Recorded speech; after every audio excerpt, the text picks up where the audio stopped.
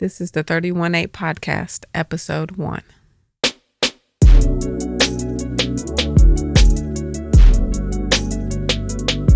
If you have a voice, speak up for the voiceless. If you live to serve others, serve with the cheerfulness that shines through the storm. If you have the gift of building up, begin to build his kingdom on earth. If you have the gift of tearing down, bring the enemy down one brick at a time. If you have the gift of leadership, lead his people back to him. If you have the gift of guidance, show the world his way. If you have more love to give, then find the unloved and shower them. If you have the gift of tongue, then use your words to bring nations together. Speak up for the voiceless. Welcome to the 31.8 podcast, where we talk with people from around the community that are tirelessly working for the voiceless.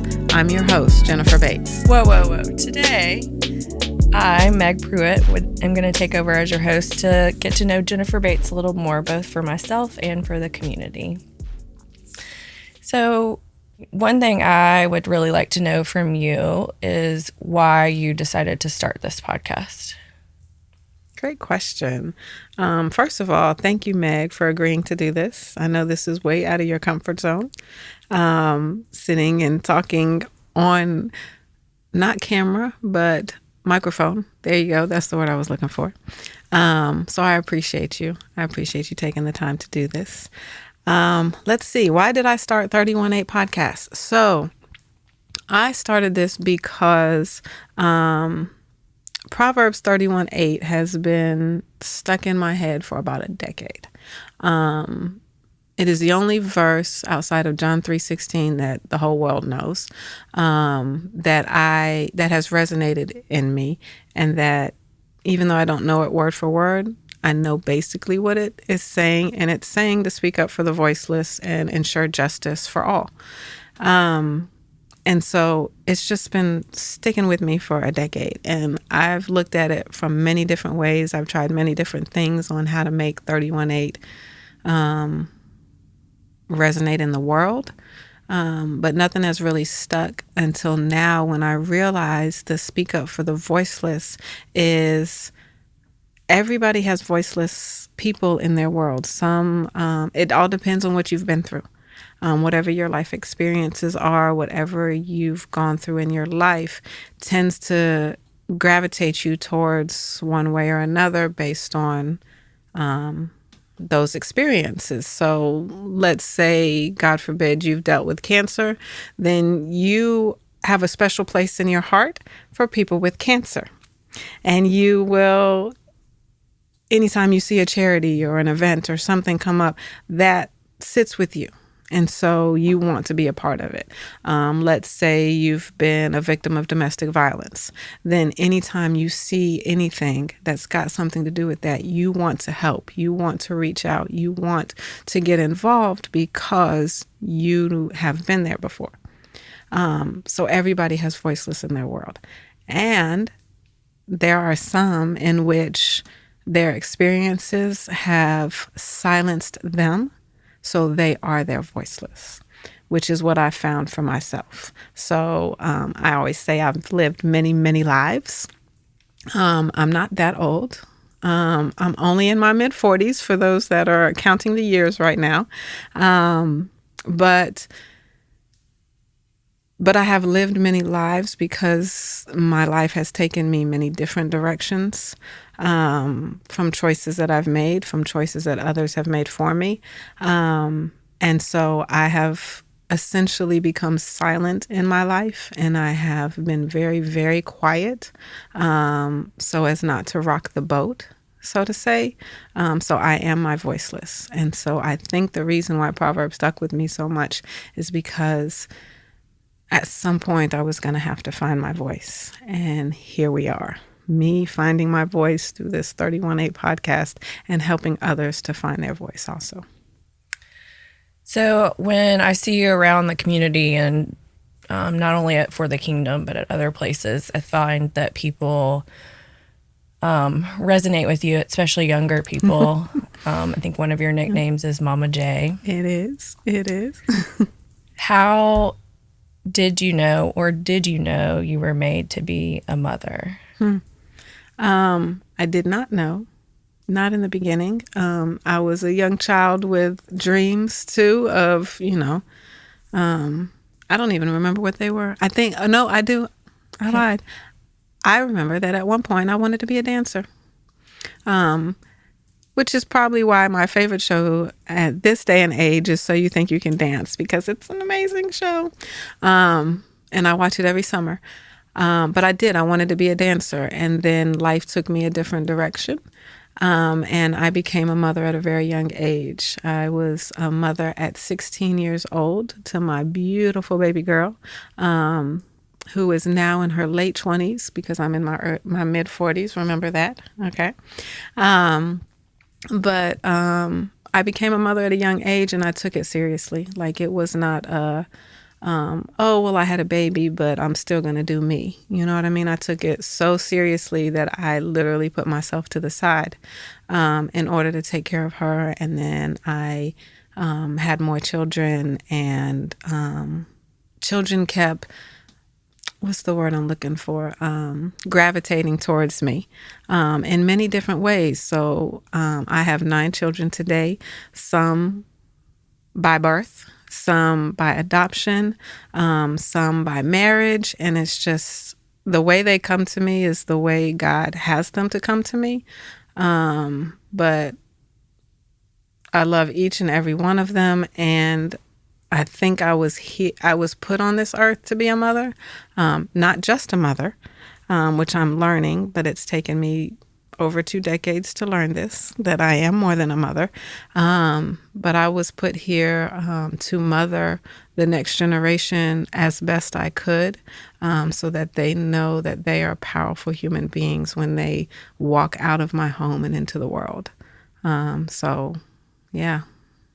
So speak a little bit more to that. What else do you feel like, other than being a mom, that you, Jennifer Bates, want to be and are?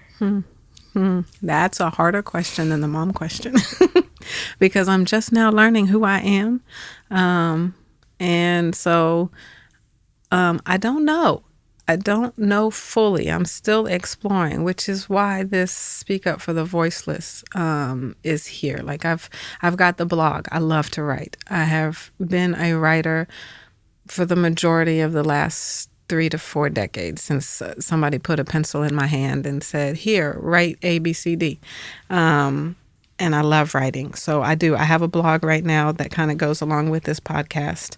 And it goes with it and it doesn't. Some of it's just random thoughts that pop in my head. Some of them are poetry.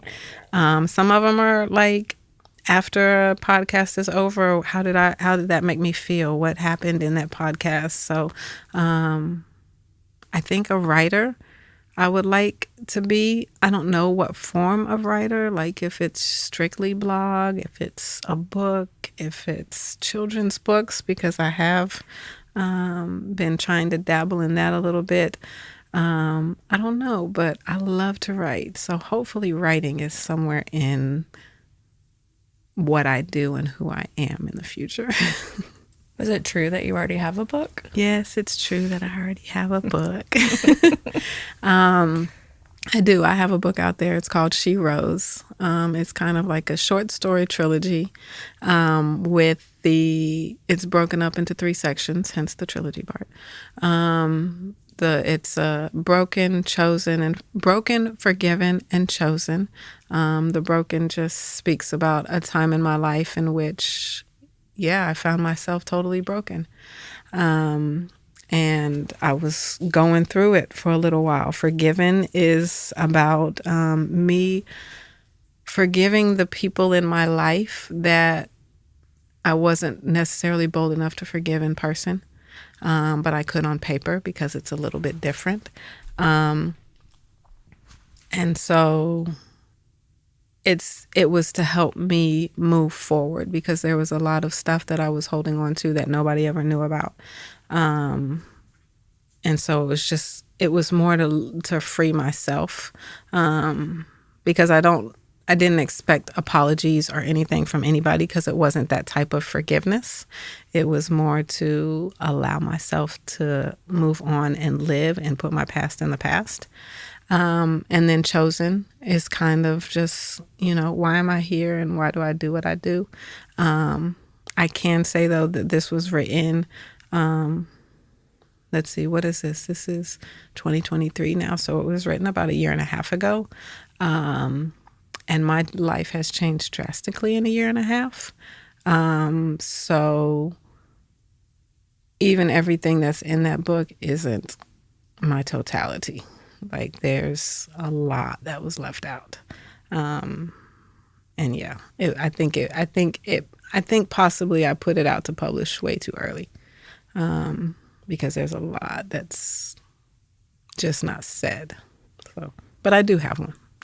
Well, there's always room for additional. There is. That's books. True. That's true. One thing I really see in you is just being such a caring and loving person. Thank you. Do you see that in yourself? I see that in myself for others. I'm trying to see it in myself for myself. Fair enough. What do you think brought you to be that caring and loving, and how did you learn to be that for others? I think me becoming a mother at 16 really guided my heart to be what I needed. And so I needed to be loved and cared for deeply. And so the way that I got that was by giving it. So I gave it all to my daughter. And then I gave it all to the men of my life who didn't necessarily all deserve it. And I gave it all to my children as they came one by one until the last two came at the same time. And then I gave it all to my husband, and because it's what I needed. I think sometimes we do things out of our own selfishness on what we need, instead of what the person in front of us truly needs. And so I think I did all of the caring and loving because it's what I wanted for me. So, yeah, if that makes sense. Is motherhood what motivates you to be who you are today, or is there something else? Oh, it's definitely motherhood. It's definitely motherhood. Motherhood, I mean, it has defined me. I've been a mother for almost 3 decades now. And it's all I know. Like, I didn't do the selfish teenage years. I didn't do that because I had my daughter at 16. So my selfishness went all to her. I didn't do the party college years because, I was working. I was a working mom at the time. I didn't do the find myself as a young adult years because I didn't have time to, because I had babies. I had my second baby when I was 24. So there's an 8-year gap between them. But, starting at 24, I just, I was now a mother of multiple children. And so, yeah, motherhood definitely defines my path in life. Do you feel like there was a role model for that, or was it really looking internally at what you wanted and needed? I mean, I think what I did for motherhood, excuse me, I looked at the mothers in my world, my mother, my stepmother, my coworkers who were mothers, and I kind of picked and chose from each of them what I liked and what I didn't like, and cultivated my own type of motherhood based on that. So, no, there's not one that I can say, oh, yeah, that's who I modeled my motherhood after, because, no, there's not one out there that I did. It was just, yeah, it was kind of like a buffet of other mothers, watching them, because I am a people watcher. I love to watch people. I love to just imagine their lives. And I think that's why a lot of people gravitate towards me and start telling me their life stories. Because there have been quite a few times in which I will walk into a room and get introduced to a few people, and before I know it, there's somebody standing in front of me telling me their life story, and all I said was, "Hi, I'm Jennifer." And so but I think people see it on me that I care. You know what I mean? Like it's not out of the ordinary for me. So I care that that they have a story, one, and two, I see them, and so I want to hear their story because everybody has one, and everybody needs the chance to say it. Yeah, and so I don't remember what the original question was, but that's where we went to. Well, I think we were asking about role model, and I was asking yeah. about related to motherhood. But in general life, do you think there's a role model that has shaped you into who you are today? That's a great question. A role model who has shaped me into who I am today. I would say, again, it's kind of a buffet. Watching my daughter grow into the woman that she is, I see a lot of me in her, and I also see a lot of not me, but would like to be in her. So I think just watching her grow and watching her maneuver in the world has helped to shape me. And then there's my husband. My husband today, Tory Bates, is, I don't even know how to describe him. Like, amazing is a good word, but it's not the word, because it doesn't necessarily say everything.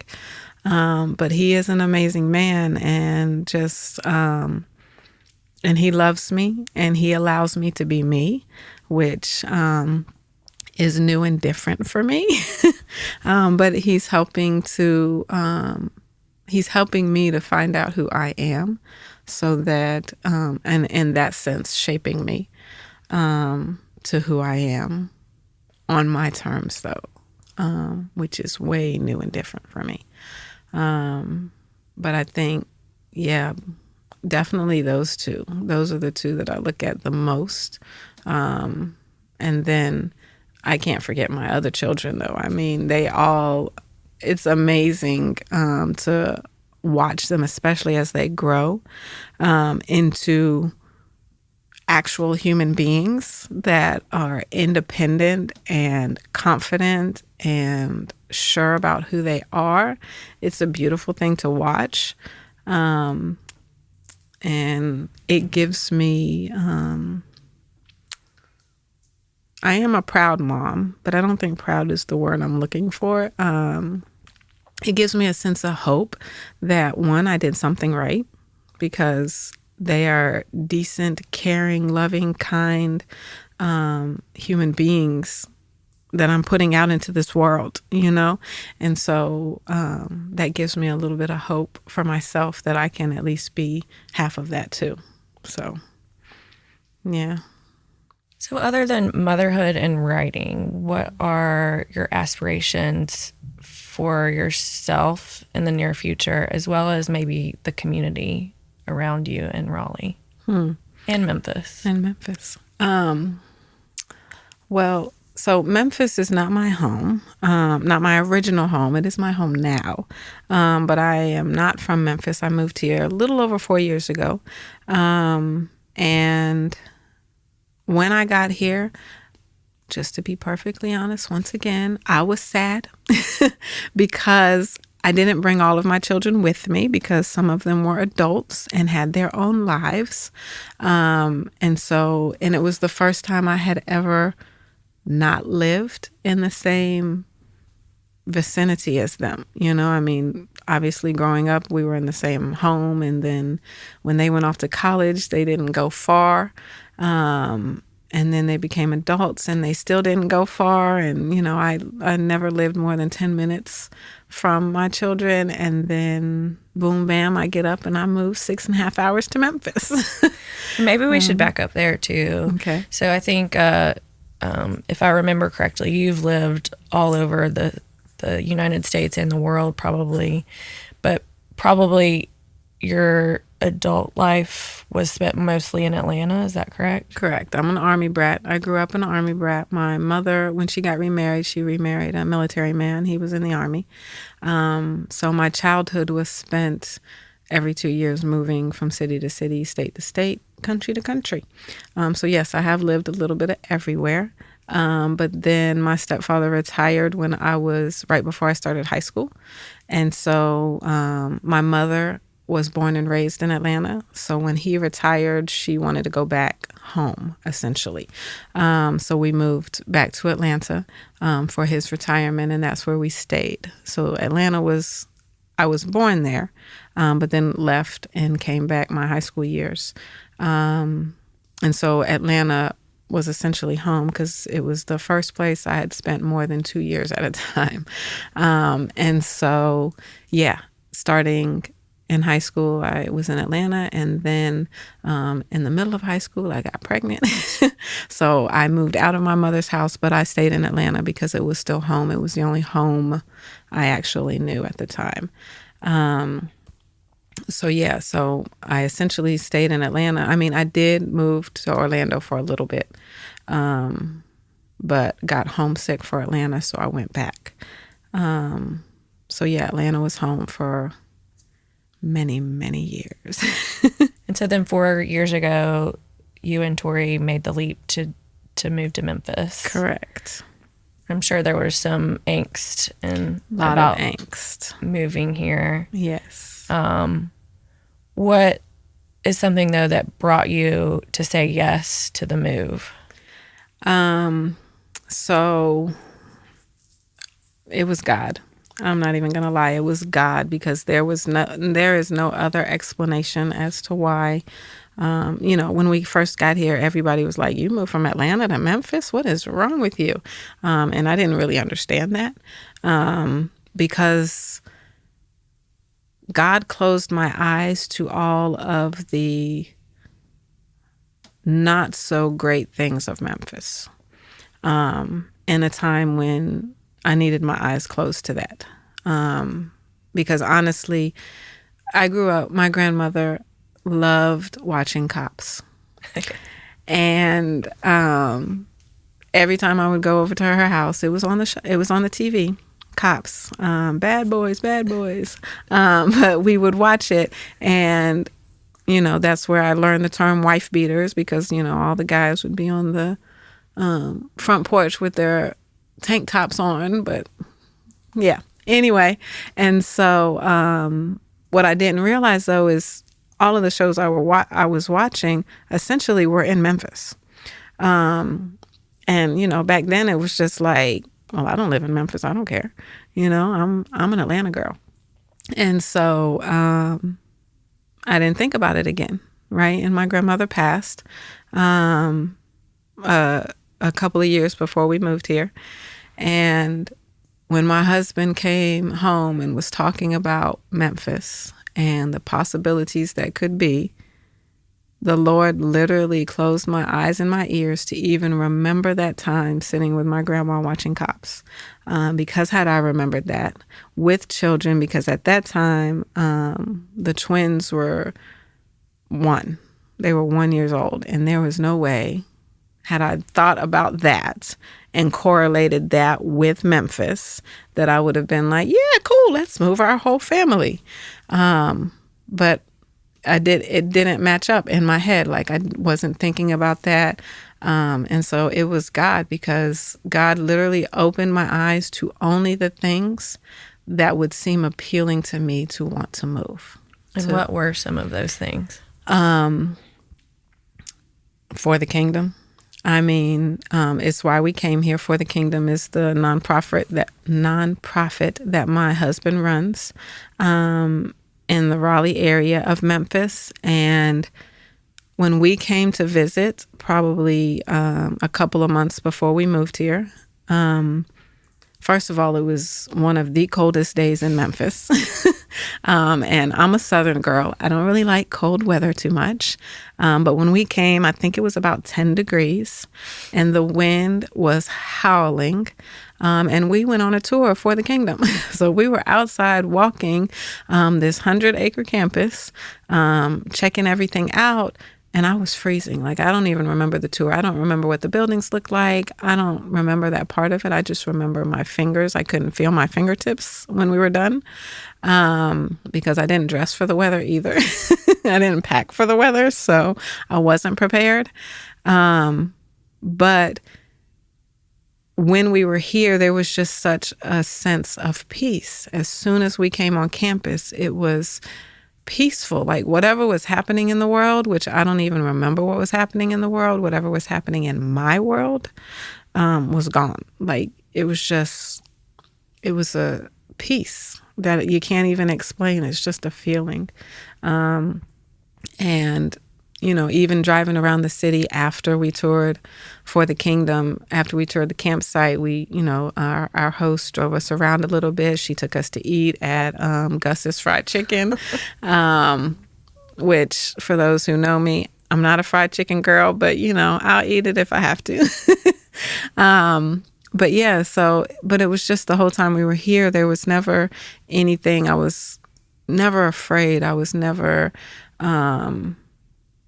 fearful of a move in the fact that it's something different for our family. Like, everything was just kind of peaceful and chill and calm, and it had to have been God, because I don't really feel like that anywhere else, if it makes sense. And it's just, it was Him. That's what brought us here. Do you still feel like that 4 years later? I do. I do still feel the sense of peace. And now it's hilarious, because now when I go back to Atlanta to visit, I don't feel like I'm at home in Atlanta anymore. I feel like I'm on vacation or I'm visiting somebody, and I can't wait to get home to Memphis because this is my home. Yeah, this is where I feel at home.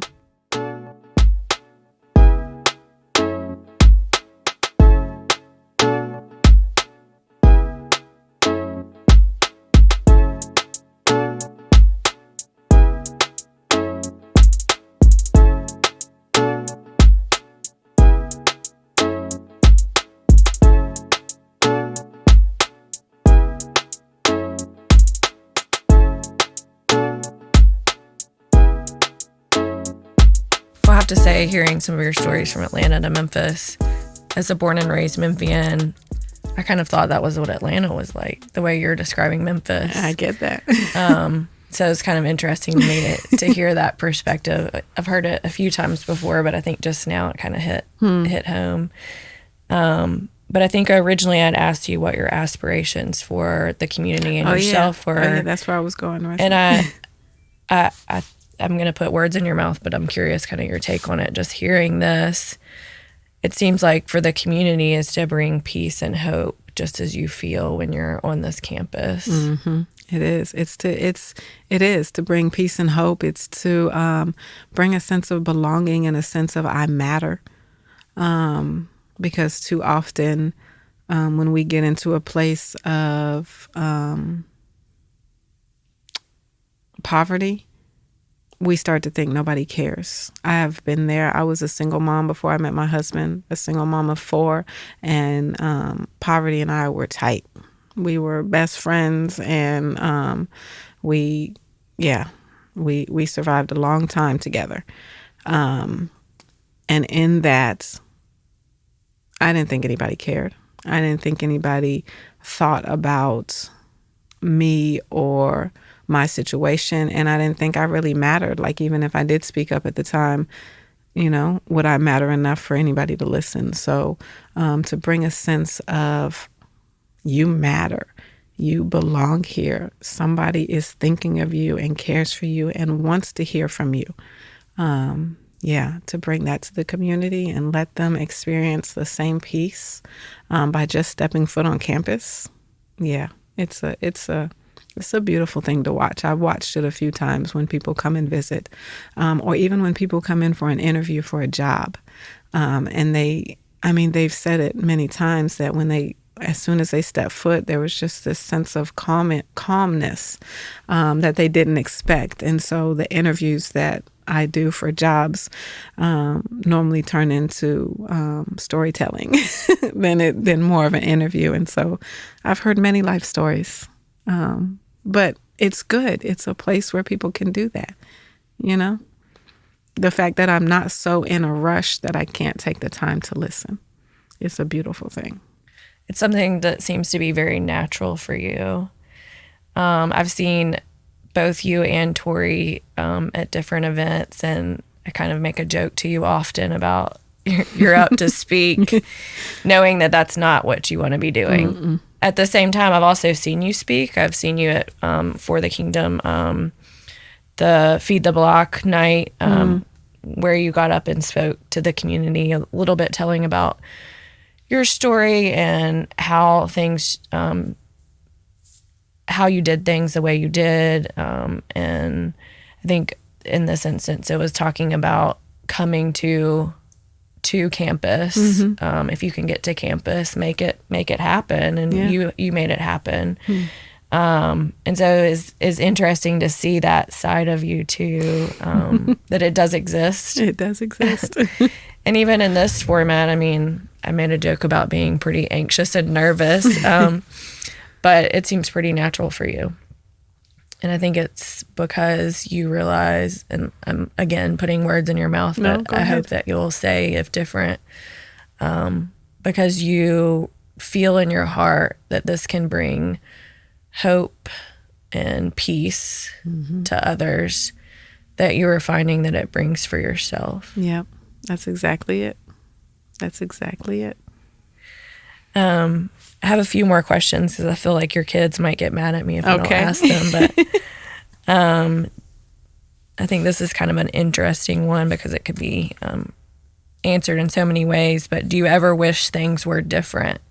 And I would say we probably all wish maybe things were different, but then we probably at the same time maybe glad that they are the way they are. Yeah.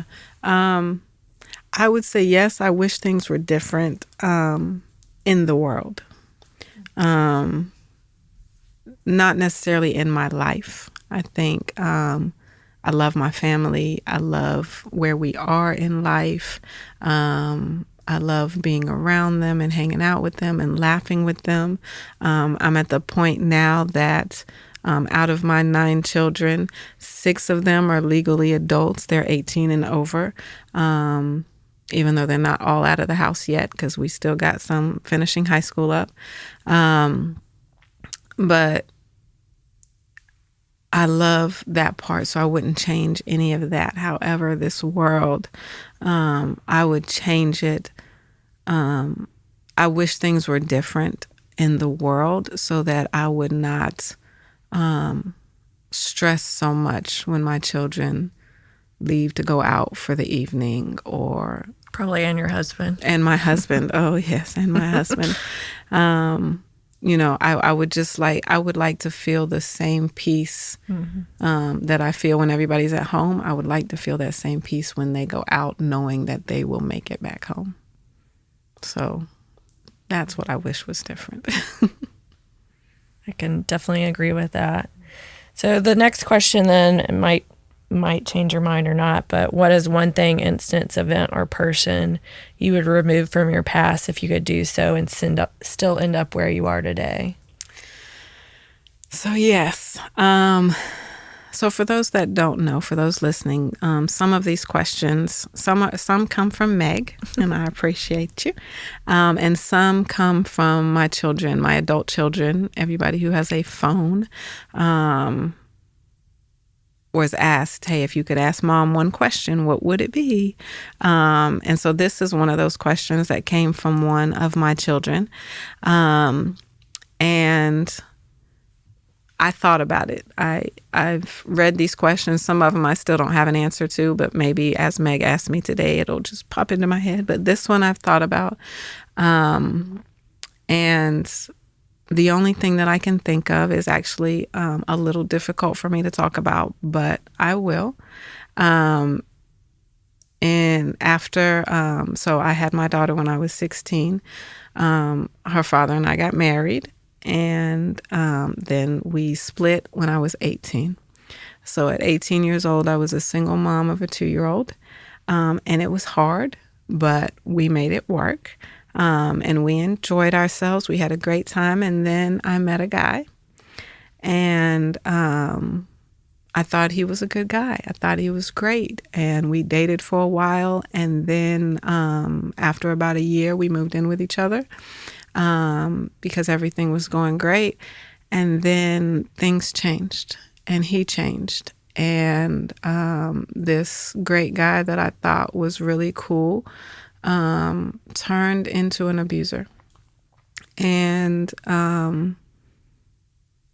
it was a long, long year and a half, almost 2 years after that, after we moved in, for me. And I would erase that part of my life. I would take that out. I would, if I could go back to 19-year-old Jennifer, I would say, do not open that door and meet that guy, period. Because he wasn't worth it. If you erase that part, would you be at the same place you still are and who you are today? Or do you think it developed some reason to want to do things like this and give a voice? That's true. Like I said at the beginning, I've lived many lives. Yeah. And I think the many lives I have lived have helped shape me to be able to be an ear for people to feel comfortable enough to come to me and talk to me, because I don't judge. Like, I can't judge. If you look at my past, I have no ground to stand on when it comes to judging somebody else. So, as you've heard, I've been a teenage mom. I've been a single mom. I've been an abused woman. I've been many, many things. And I don't think people who are in those situations now would gravitate towards me and want to open up if they thought I was going to judge based on what they did or did not know about me. So I think because I went through that, it gives me a sense of empathy. A sense of empathy, yes, in which people feel. And so it makes them comfortable. So for that reason, no, I wouldn't change that in my life. But if I could take that out and still be who I am today, I would. Another question they asked is, what is a fear of yours that you wish you had the courage to face? Public speaking, which you would laugh as I'm sitting here talking to you right now, right? But this is easy for me. This is two friends sitting on the couch having a good old conversation, and just, I can do this. I can do this all day, every day. But there are times when my husband, like you said, the feed the block thing, and my husband will say, "Hey, babe, you take the mic and go say this." And I have to stop you there. Go ahead. You took the mic at the Feed the Block night. When? Out at Remind me. At the community. You're talking about the community dinner. Yeah. And it was just something that was natural to you, which was something that opened my eyes to say, wait, I don't know this, Jennifer. Now I can do this. I'm learning. I am learning. But I had to mentally prepare myself for that, because I knew the Dine and Discuss was coming. I knew what the format was. And I talked ahead of time with my daughter who was running it.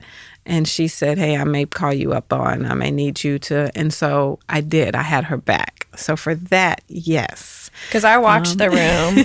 Tori actually was sitting beside us with the kids running around watching TV, I think. Right. Sounds about right. And so it was interesting to watch that side. And maybe you felt, this is your community too. Exactly. Yeah. I don't know. Yeah, it is.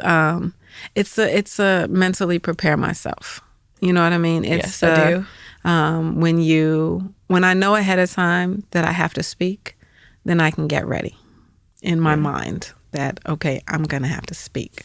Yeah. But it's those moments when, because my husband is a speaker, he can get up on anybody's stage at anybody's time and just, I mean, by the time he's done, you will have written a check for more than what's in your account, because that's just who he is, right?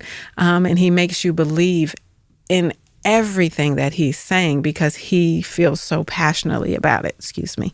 And so, and then later he'll call me and say, "Hey babe, come up and say something." It's like, whoa, I'm not following that. Like, what, all I have to say is, "Hi people." Like, I mean, I know I have a voice. I know I have words. I know people want to hear me. But sometimes standing in front of a room filled with people and faces that I don't know, looking at me and hoping to hear some amazing speech or some quick little quirky thing that makes them laugh or makes them smile or makes them feel good about themselves. That's a lot of pressure. It's a lot of pressure. And so it's hard. And one thing you said is that you don't judge, but would you say that you judge yourself? Oh yeah. I am my worst critic. Most definitely. Yeah, I judge myself harshly. I should not. I know I should not, but I do. Well, it's an interesting concept because I think you see how not judging others draws them to you. And so maybe it's working on letting go of the judgment of yourself to draw yourself out. We're having a therapy session now. You know, Yes, one I funny do. story about even how we met was Tori gave this magnificent speech, and my husband was actually sick that night. And so it was just me with some friends, but I mean, it was just pretty much me. And so I'd been kind of longing for a community or a not-for-profit or something to connect with. And so I went up to talk to y'all, and it was funny because Tori kind of passed me on to you. Yep.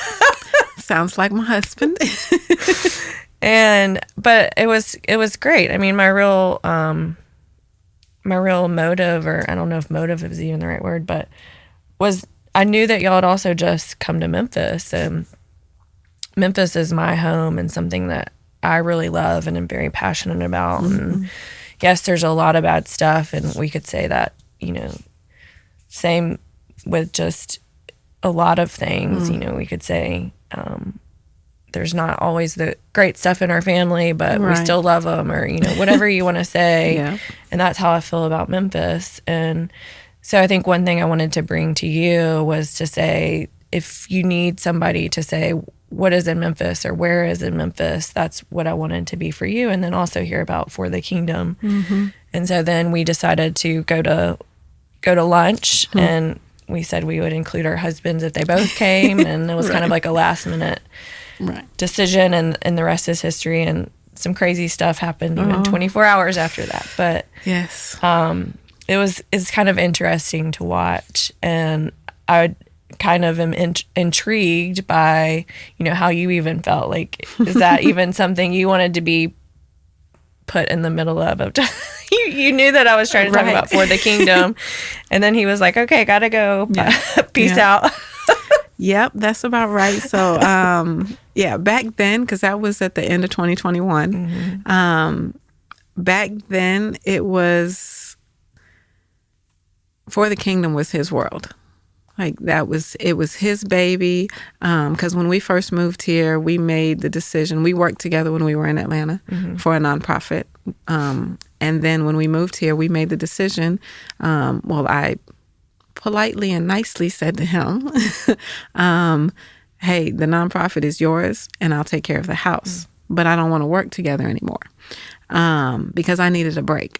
And so when we first moved here, that's how it was. And then of course COVID hit, and nobody was really working. And then we were all working because we started the whole Feed the Black and everything. But my side of the working it was volunteerism. You know what I mean? Like, I was only volunteering when the babies were awake, because we still had young ones, you know? And so at the end of 2021, I was more immersed in for the kingdom, and I was more I understood more of what was happening and what we were doing and what was what the goals were, but I was nowhere near top of my game where I could sit and have a conversation about for the kingdom. And so, yeah, when he did kind of was like, "Hey, Meg, nice to meet you. Here's my wife."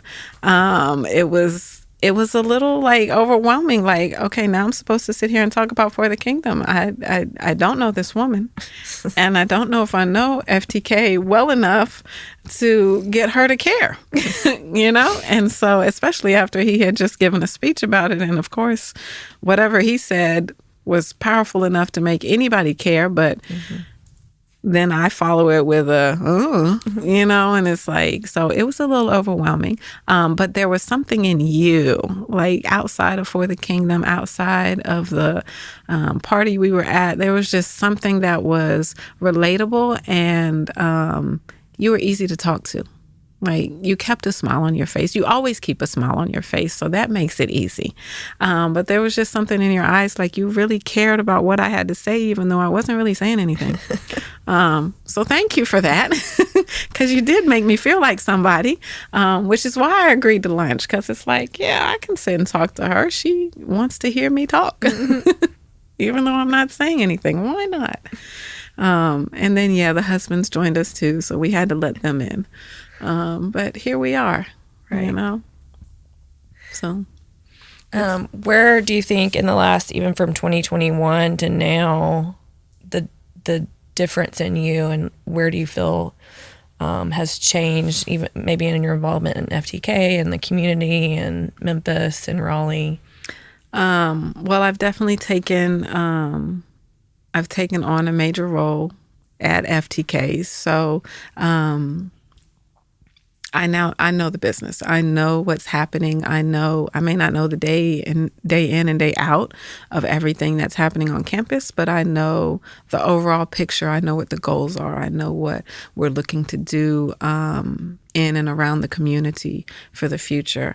And now I'm a big part of it in the fact that I'm in the meetings and I'm in the spaces, in the places that make decisions. So whether I'm making the decision or not, which is not always the case, I'm at least in the room, so I know what the decision is. So it's easy to be on board when you know what's happening. You know what I mean? It's easier to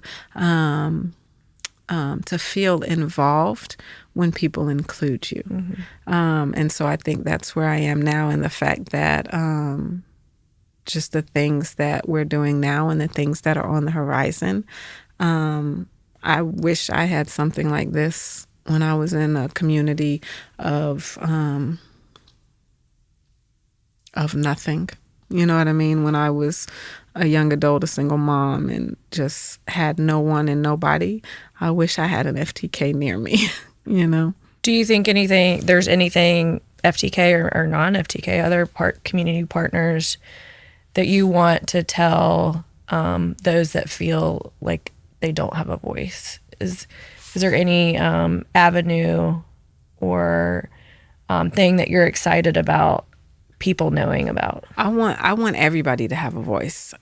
Just to be perfectly honest, like I don't judge. I don't judge for anything or any way. The only way you can upset me is if you do something to one of my children. Then me and you probably won't ever be friends. And you'll have to see the other side of me, that mom side, what's it called? Momzilla. Mm-hmm. Like, I can be a momzilla when people are something with my children.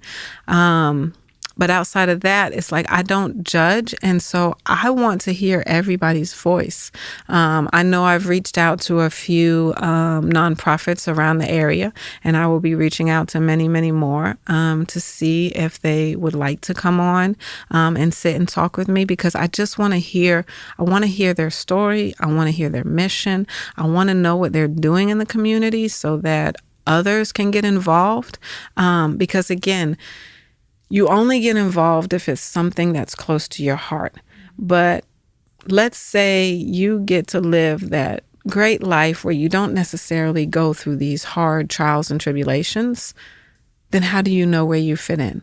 You have to hear the story, right? You have to know, because, we'll look for the nonprofits that mean something to us. Like, I was a teenage mom. So anytime that I was looking to volunteer before I started in the nonprofit world, I would always look for places that helped teenage moms, because that resonated with me. I could relate to that, right? But now I see there's so much good work, especially here in Memphis. Oh my goodness, there's so much good work going on in Memphis that it boggles my mind, like, that nobody knows about all of it. Mm-hmm. You know what I mean? It's like there's little niches here and there, and it's like, but there's so much that's happening. And I would like to be a place that, people can come and listen and say, I didn't know about them. Let me get involved with them. Let me reach out to them, because the work that's being done in and around the city, in the municipalities, everywhere, it's so good.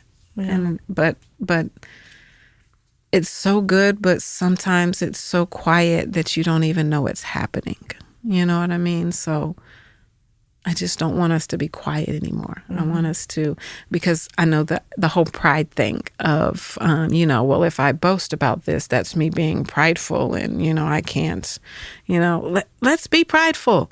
Let's boast. Let's tell the community what we're doing so that they can get involved and they can help. And maybe that one thing that I want to change with being stressed when my children leave my home won't necessarily be as big of a stressor if we all get together and start working these nonprofits and community events and everything together, and, be our brother's keeper, Yeah, I mean, that's a great note to end on. I think it's something I'm so excited about, and just seeing y'all work as community partners, as you say. It's not a competition. Mm-hmm. It's really to bring everybody together.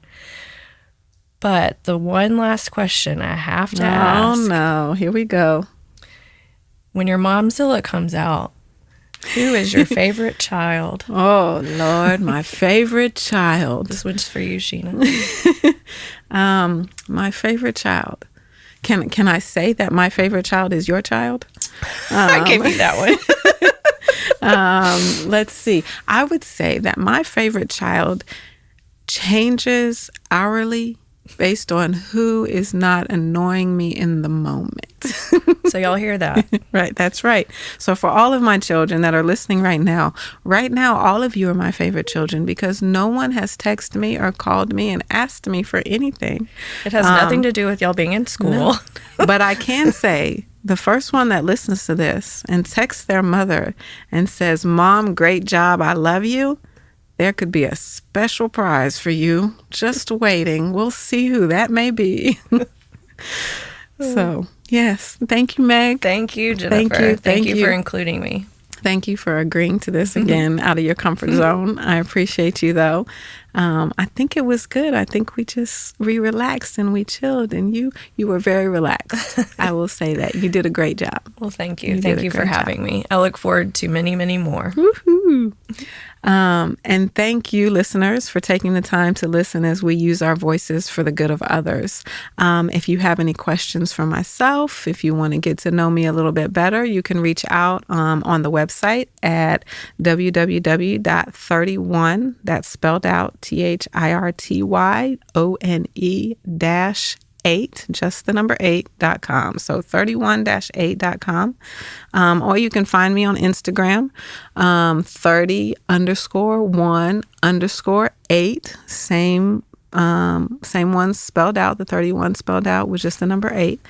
And just reach out. Let me know what you think. Let me know what you have. If you want to be a guest on the podcast, if you want to come and sit and talk with me in this very cool, chill studio that Sir Nick over here has provided for us, come on. We're located on the FTK campus for the Kingdom in Raleigh. So I would love to sit and talk with you, as you are a voice for your voiceless. I hope you feel heard today. I hope someone sees you today, and we will be back very soon speaking up for the voiceless.